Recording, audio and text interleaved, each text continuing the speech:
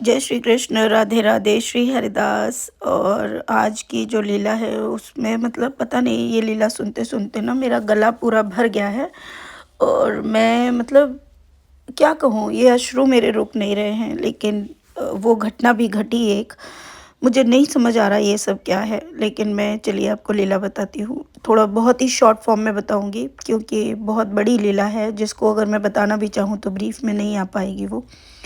तो लीला इस प्रकार से है कि सेविका जो है बांके बिहारी जी के मंदिर पहुंच जाती है और वो वहां जाके प्रभु को देखती है कि प्रभु सो रहे हैं, अभी पट खुले नहीं हैं। वो प्रभु को जगा देती है और बोलती है, बिहारी जी उठो ना।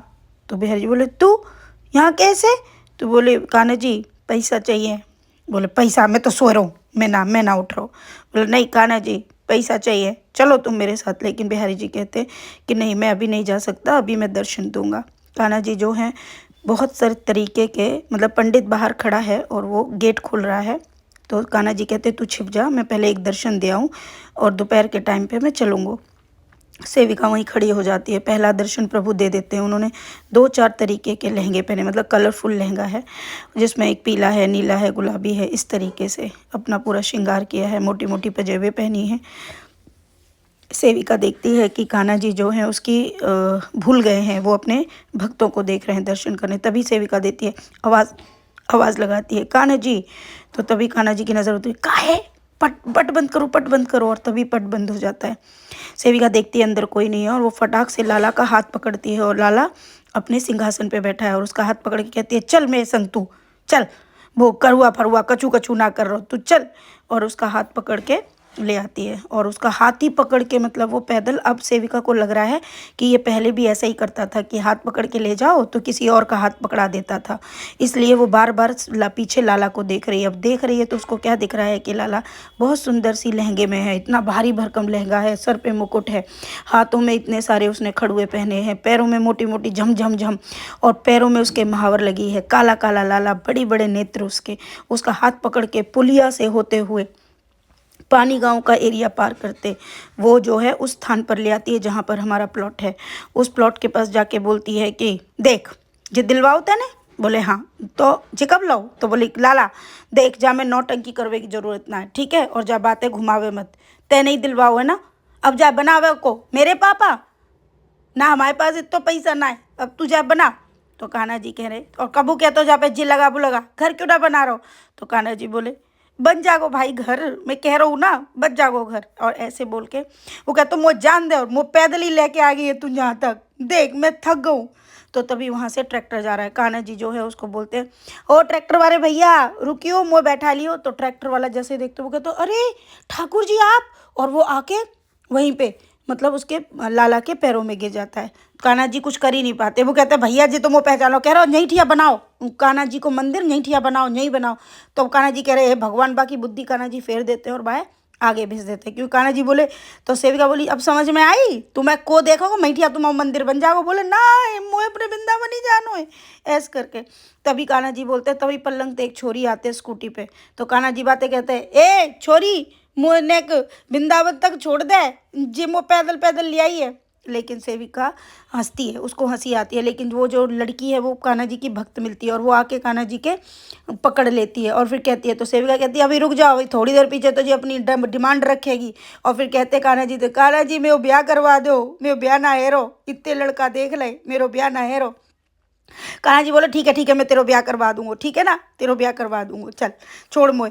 और वो अपनी स्कूटी उठाती है और चले जाती है और कान्हा जी को छोड़ जाती है। तो सेविका बोली, अब समझ आया बिना गाड़ी के हम कैसे करते हैं? आपको पता चला कितनी प्रॉब्लम होती है, हम फिर भी साधारण जीवन जीते सिर्फ आपकी वजह से, हम आपके लिए ये करते रहते। तो कान्हा जी बोले, हाँ भाई पता तो चल रही है मोए। लेकिन कान्हा जी बोलते, तो सेविका कहती है, तो अब लाला क्या करूँ? तो बोली, अब बता मैं कैसे जाऊँ, मैं पावन में दर्द है। तो सेविका कहती, मोह पता है लाला तुझे नौटंकी करेगा। और वो लाला को गोद में ले लेती है। अब गोद में लेती है, कभी एक तरफ तो लाला का वजन बहुत ज़्यादा है, सेविका थक जाती है उसके वजन को उठा के, वो दूसरी तरफ के कमर पे लेती है। जैसे ही कमर पे लेती है तो उस पे से खिसकता है। तो वो तभी लाला से कहती है, ऐसा कर तुम एक कंधन पे बैठ जा। पागल है रही है, कैसे बैठूंगा कंधन पे, इतना बड़ा भारी लहंगा है। बोलो बैठना पड़ेगा। और कान्हा जी सेविका के कंधों पर बैठ जाते हैं।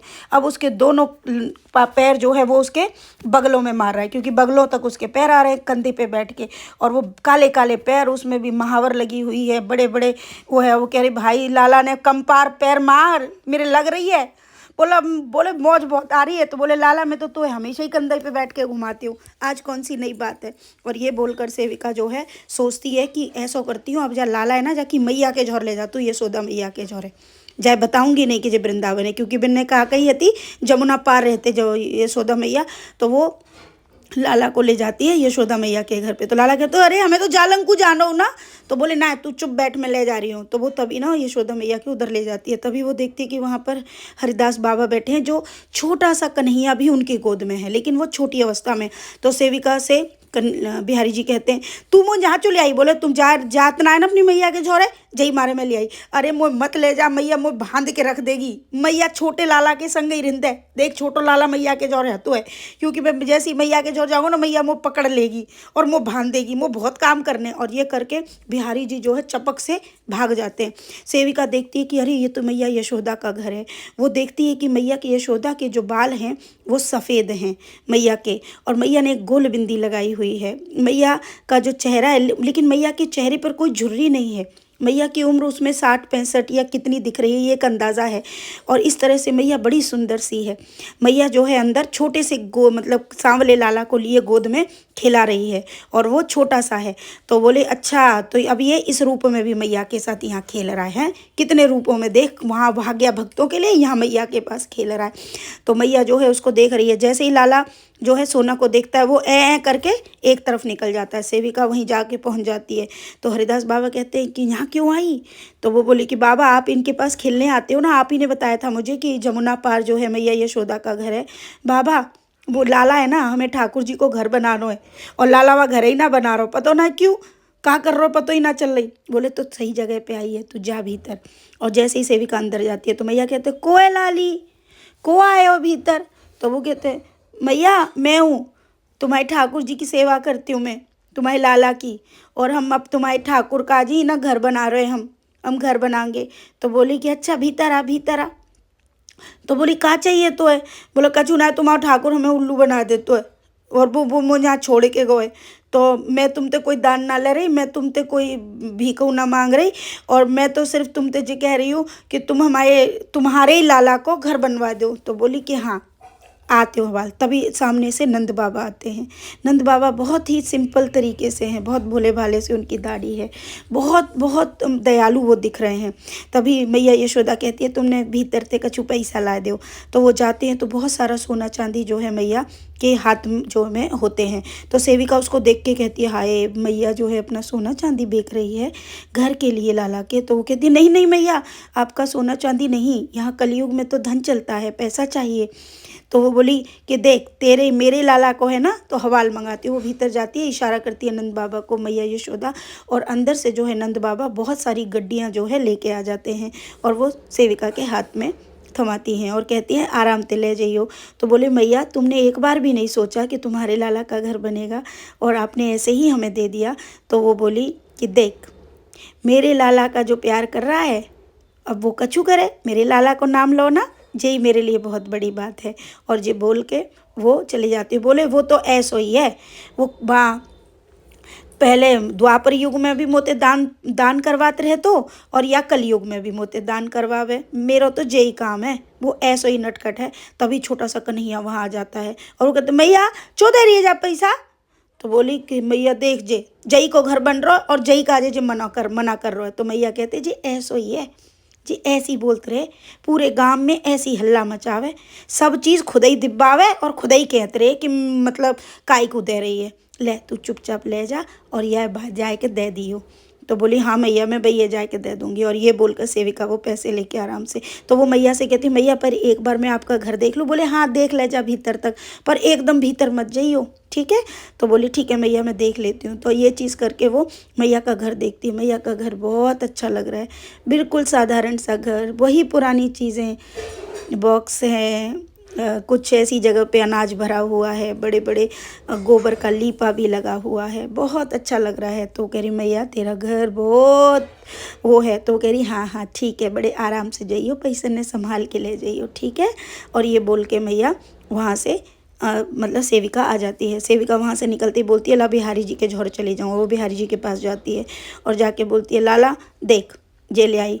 तो कह रहा हो कि तू मैया पे तो लाई है। तो बोले हाँ लाला देख तू ना अब जे मत मांग लियो। तो वो कह रहा हो कि ध्यान रखियो अब जिन्ने ले जा और सीधे दिव्या मैया दे दियो।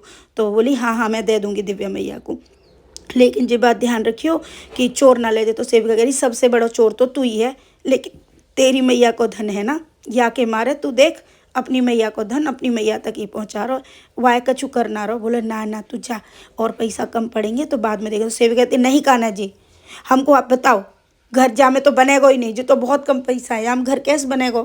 हम आपको मैं तो घरू देख के आ गई यशोदा मैया को घर कैसो है, हम तो ऐसो ही घर बनाएंगे बिल्कुल नए में पुरानों जैसो मिलाए के और पुराने में नयो मिलाए के, तेरे का सबरी सुख सुविधा करके। तो कान्हा जी बोले कि है जागो। तो वो एक डायरी निकालते हैं, लाल डायरी, आपको याद होगा हमेशा एक लाल डायरी निकालते हैं जिसमें कान्हा जी सिर्फ 2 नाम बताते हैं, एक विकास और उसका एक फ़ोन नंबर होता है। अब ये क्या है ये तो प्रभु ही जाने।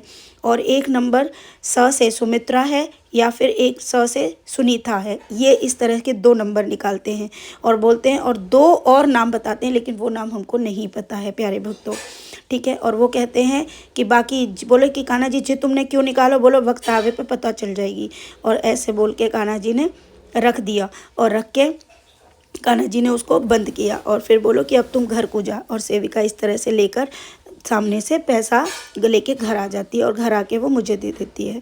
तो और वहाँ पर हमारा कन्हैया बैठा होता है, कन्हैया बोलते अब तुम्हारा घर बनेगो ऐस करके। तो ये प्यारी सी एक छोटी सी लीला थी प्यारे भक्तों। अब मैं आपको बताती हूँ, जब ये लीला सुन रही थी मैं, जब इस लीला को सुन रही थी, मुझे नहीं पता कि मुझे क्या हुआ था। मेरे जब हम बहुत तेज़ रोते हैं और हमारा रुदन जो है हमारे हृदय में रुक जाता है, कंठ में, तो वो हृदय मैं ये पूरी लीला सुनते हुए इतना रोई हूँ कि मुझे नहीं पता कि मैं रो क्यों रही हूँ। मुझे तो यही समझ नहीं आ रहा था, ऐसे लग रहा था वर्षों से मतलब ये मेरे अंदर भरा हुआ है, ये जो रुदन है उस रुदन को मैं इतना रो ली। रोने के बाद हुआ क्या, मैंने कहा पता नहीं क्या हो रहा है। मैं फिर काम में लग गई। आज मैं थोड़ा लेट स्नान के लिए निकली, तो तभी हुआ क्या कि हमारे जो ड्राइवर भैया हमको लेके जाते हैं वो अपनी वाइफ के साथ आ गए, ठीक है। और वैसे वो आते नहीं हैं और बहुत बहुत मतलब एक ही बार मेरे ख्याल से अभी वो दर्शन के लिए आया, सेकंड टाइम वो हमारे घर आए। उनका एक बेटा है, उस बेटे का नाम उनके कालू है और वो उसी उम्र का है, 4-5 साल का जितना हमारा करुआ है, और वो उसी उम्र का है। और उनकी एक बेटी भी है और उनकी पत्नी, वो हमारे घर लाला के दर्शन के लिए आए। लेकिन क्योंकि आज लाला के वस्त्र सिल रहे हैं और जब वस्त्र सिलते हैं और घर की सफाई होती है उस दिन लाला जो है घर के वस्त्रों में होता है, तो वो पट नहीं खोलता है, दर्शन नहीं मिलते हैं। तो आज का वही दिन था, उनको पता नहीं था। और जब वो अंदर आए तो उन्होंने कहा दीदी दर्शन। तो मैंने कहा भैया आज तो दर्शन मिल नहीं सकते क्योंकि लाला तो श्रृंगार में है, मतलब अभी और काम कर रहा है, इस वजह से। और ये बोलकर मैं भी उनके पास जाके बैठ गई। तभी हुआ ये कि उन्होंने बताया कि आज उनकी शादी की सालगिरह है और अचानक से ही हम भैया और उनकी वाइफ और उनके परिवार से रिलेटेड हमारी कुछ वार्ता होने लगी। जब वार्ता होने लगी तो उसमें मैं उनकी पत्नी को ही कुछ समझा रही थी, जैसे एक माँ समझाती है वैसे ही मैं कुछ बातें उनको बता रही थी। आप विश्वास करोगे वो बच्चे तो 2 नहीं आए थे तब तक, वो कालू नहीं आया था, उसको लेने के लिए भैया चले गए। उन्होंने बोला दीदी मैं लेके आता हूँ कालू को। वो जो कालू है वो बिल्कुल मतलब मेरे करुआ की उम्र का ही है और वो आया और मतलब हमें अभी तक कुछ पता नहीं है कि ये हो क्या रहा है। उन्होंने प्रभु के लिए माला लाई थी और उन्होंने उस पर लाला पे को जो है ऐसे पुष्प और थोड़ी सी दक्षिणा जो है लाला को चढ़ाई उन्होंने। और चढ़ाने के बाद में वो बैठे और बैठकर मैं से बात चल रही थी, तभी ना उनकी पत्नी मेरे पैर छूने लगी। तो मेरे मुख से यही बात निकली कि हमारे यहाँ बेटियाँ पैर नहीं छूती हैं माँ के, आप मतलब आप बैठो।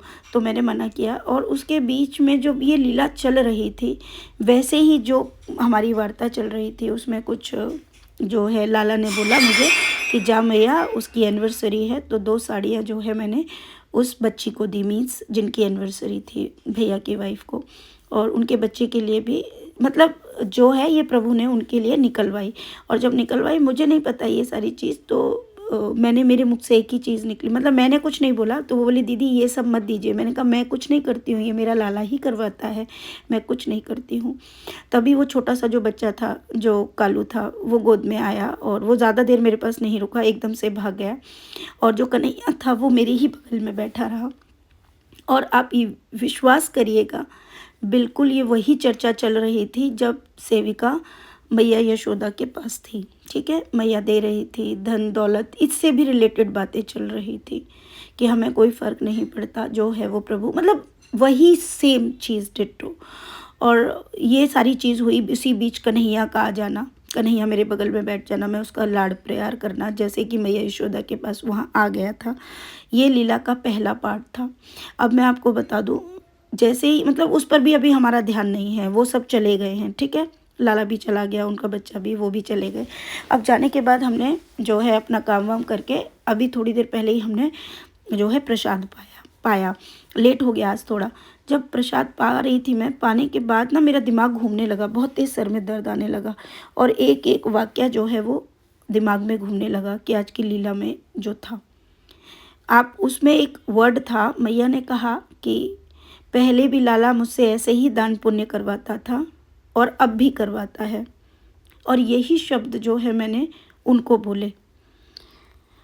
आप यकीन नहीं मानोगे, खाते खाते मेरी आंखों में आंसू आने लगे और मेरा ना कंठ फिर से भर गया, मतलब उस रुदन के लिए। और पता नहीं मुझे आज इतना रोना आ रहा है, इतना रोना आ रहा है, कुछ समझ नहीं आ रहा, सब समझ से बाहर है, एकदम बाहर है।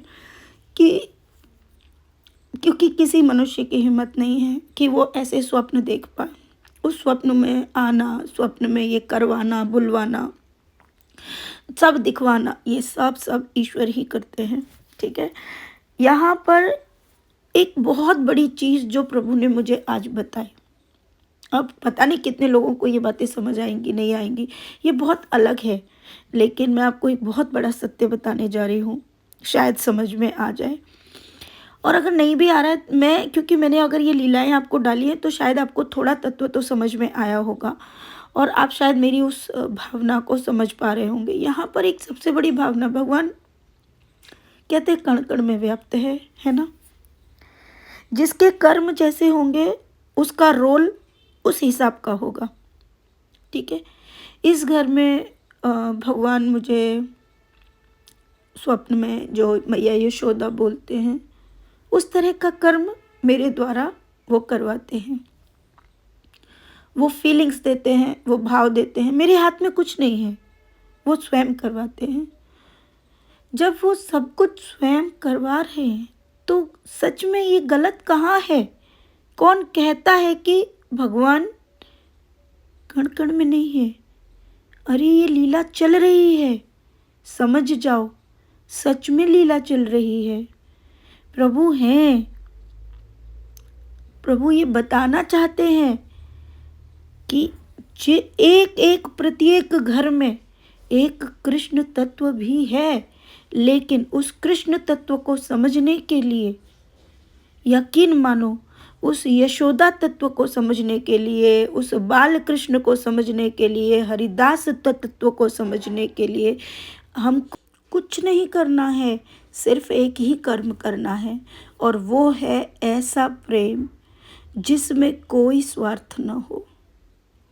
मेरा लाल प्रत्येक चीज़ समझा रहा है, बता रहा है, वो अब समझना आपके हाथों में है।